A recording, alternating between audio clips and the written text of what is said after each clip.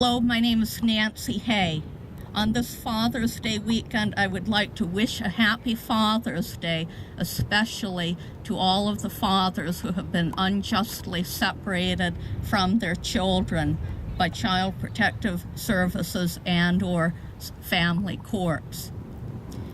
If you've been following my videos on Arlington Independent Media and/or YouTube, you know that my daughter was unjustly removed from my husband and myself on false charges of neglect, which were later overturned, simply because she lost a few ounces after birth, which is common for most babies.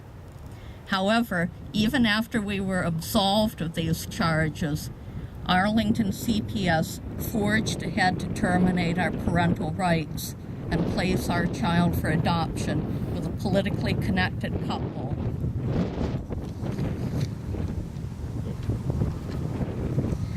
The series of court trials we went through to regain custody of our child were like something out of Alice in Wonderland. We were always assumed guilty in spite of any evidence to the contrary.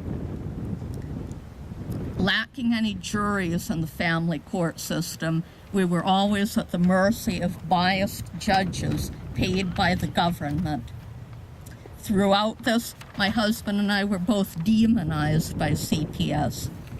I was accused of being severely autistic and incapable of responding to our daughter's needs, and my husband was accused of being potentially violent. This is in spite of the fact that I have an IQ of 130 and was on the dean's list in college, and my husband has no criminal record. We have both been gainfully employed for over 20 years. More information about our case is on our website, which is listed on this sign. Holidays like Mother's Day and Father's Day are times when it is most painful for parents to be without their children. My own father, God rest his soul, lost custody of his first son from his first marriage due to a biased divorce court which granted exclusive custody to his ex-wife. This was something which affected my father profoundly for the rest of his life. On YouTube are thousands of stories of good parents whose children have been taken by CPS on false charges. Following service plans set out for these families by CPS made no difference to the outcome of their cases, as CPS workers had their minds made up from the beginning, as they did in our case, that they were never going to return the children to the parents. All of our stories really show that what the late Nancy Schaefer said was correct.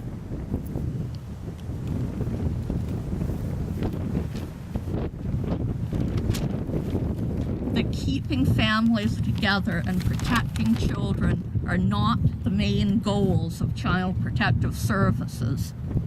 They have financial incentives to tear families apart, as encouraged by the Child Abuse Prevention and Treatment Act and the Adoption and Safe Families Act. These pieces of legislation have effectively created an adoption industry where children are bought and sold to the highest bidders. There is much that we can do to honor the legacy of Nancy Schaefer. There are groups on MySpace and Facebook that you can join to call for an independent investigation of her untimely death. We can also help to push forward the kinds of legislation that she initiated to take the financial incentives out of the child welfare system. Contact your members of Congress and ask them to repeal CAPTA and ASFA. This is how we can ensure that Ms. Schaefer's death is not in vain. True justice will prevail when all of the children are back where they belong with their loving parents.